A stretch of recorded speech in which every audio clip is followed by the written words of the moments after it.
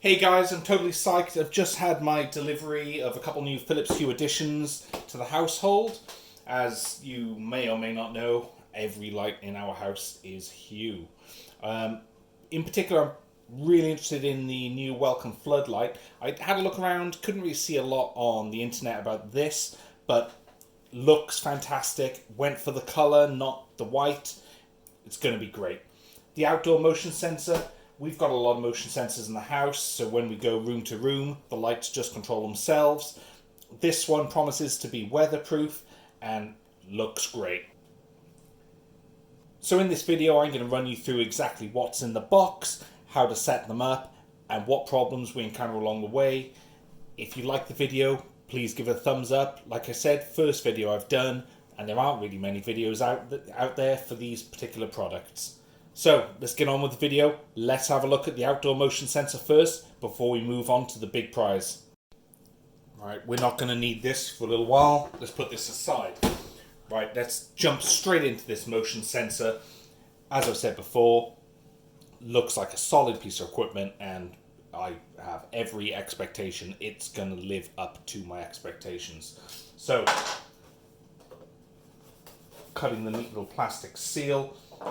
I'm guessing this is going to be like every Hue product. It's going to be packaged nicely and very almost Apple-esque in its presentation.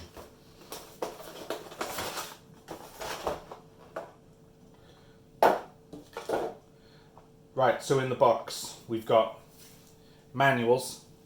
Obviously not going to use those.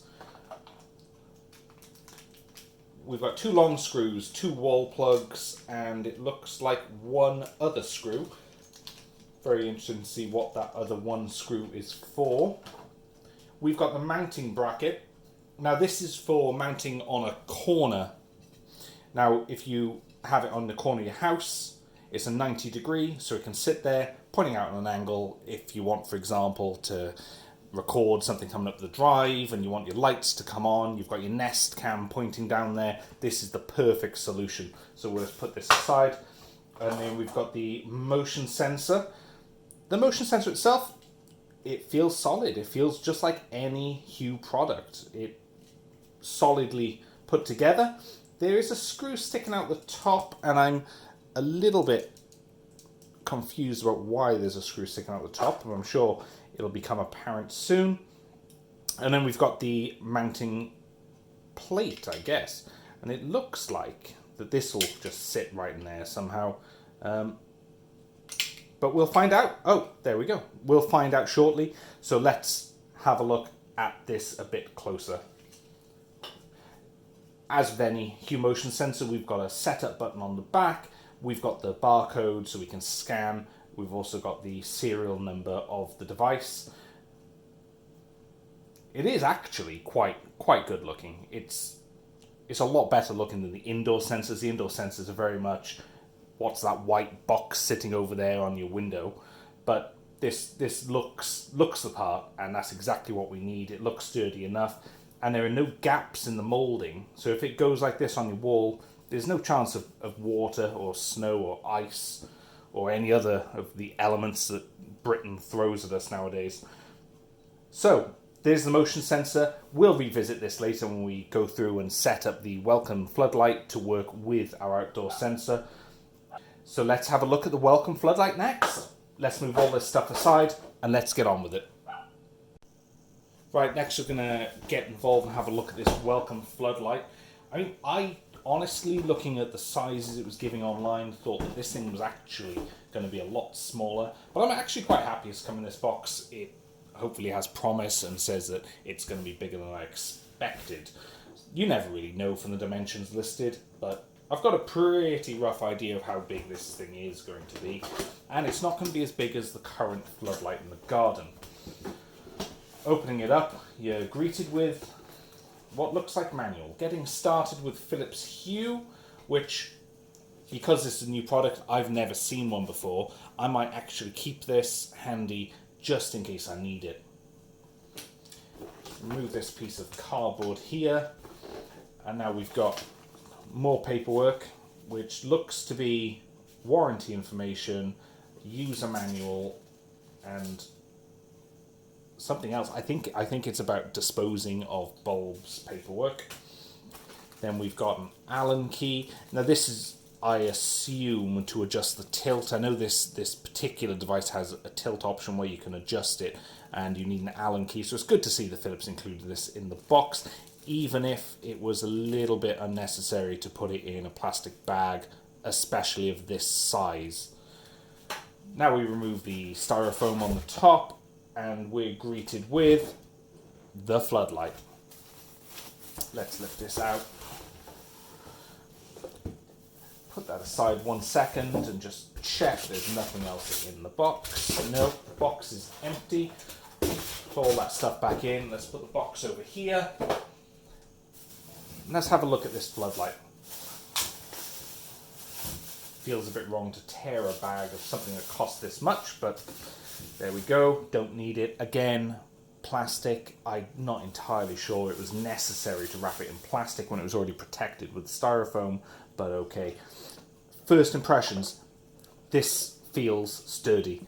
It feels metal throughout. It's reliably and reassuringly heavy.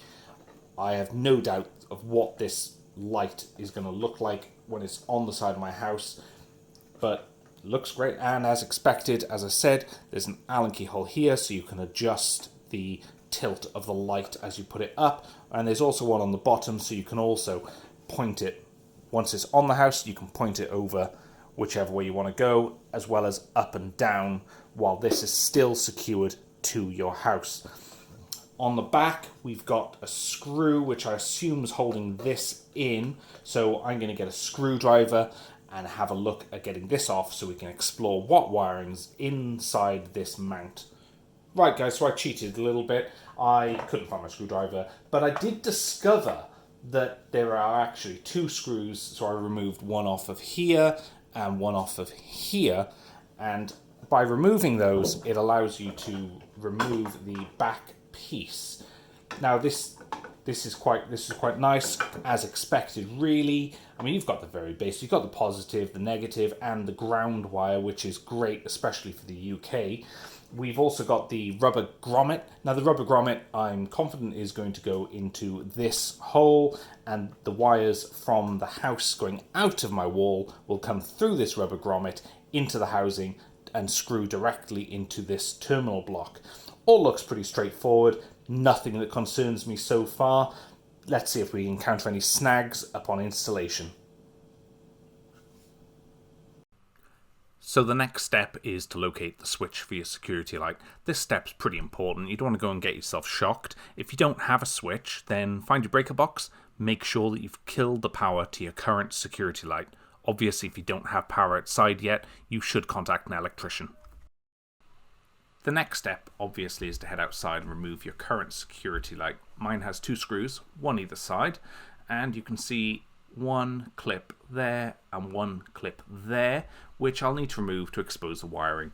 So I'm going to take this off and get the wires. And I cheated a little bit, but here you go. There's a positive, a negative, and a ground wire. We're going to go ahead and get our new security light fixed up and ready.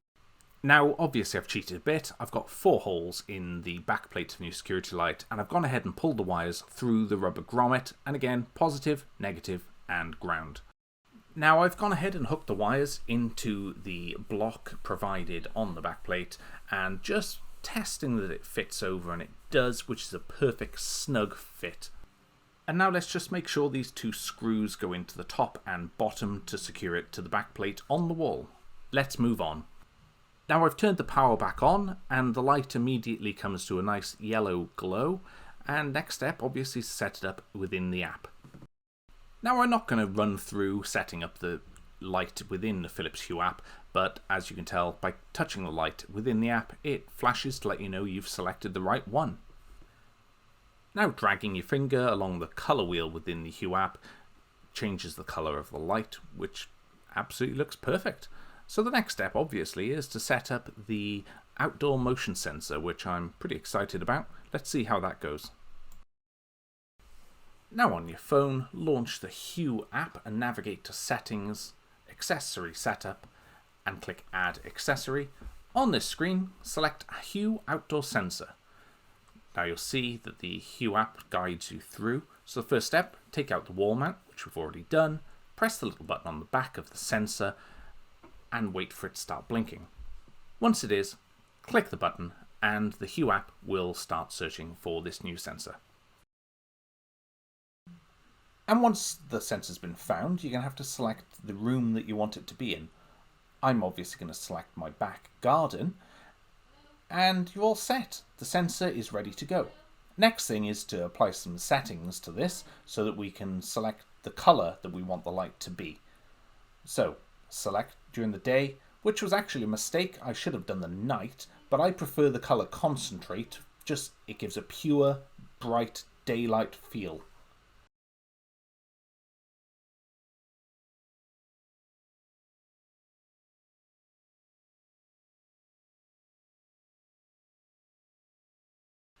Once you're finished, just press the little tick box at the top right of your screen to confirm your settings change.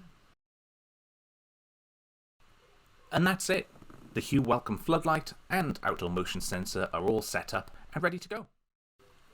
I hope you liked this video. If you're anything like me, you'll always like to watch a video before you make a big purchase, such as a Hue light. We know they aren't cheap, but they are absolutely fantastic. I'll leave links to the products down in the description, but if you like the video, please feel free to share it, give it a big thumbs up, and subscribe.